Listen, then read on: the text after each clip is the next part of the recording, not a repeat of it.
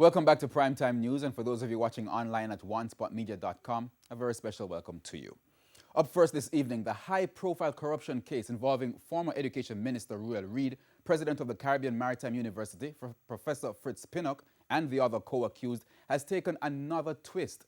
Defense attorney Hugh Wildman is seeking to have the charges brought against them by the Financial Investigative Division dropped. He made the revelation at a press briefing today. Now, TVJ's Anthony Lugg has the details. In court a few weeks ago, attorney Hugh Wildman said the case involving Ruel Reid and his co-accused was a gun without a bullet.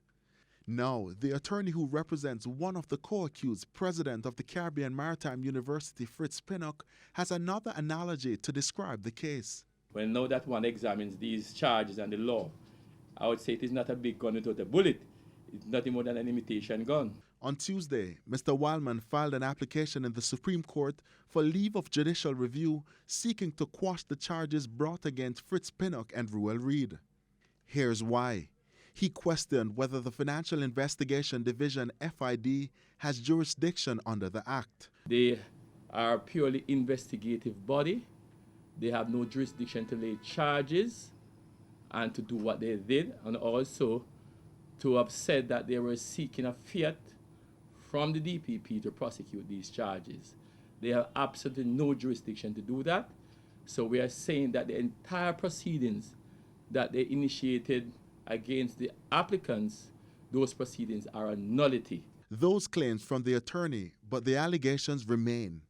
All five accused, including Reid's wife and daughter Sharon and Cheryl, as well as Counselor for Brownstone Division Kim Brown Lawrence, were accused of participating in a scheme which defrauded the state of approximately $56 million. Both clients are protesting their innocence.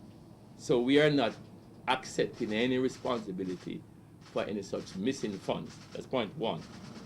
Point two,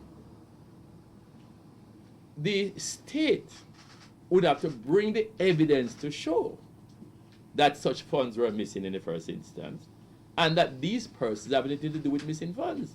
If the judicial review was to be granted, it could mean the accused will be freed of charges.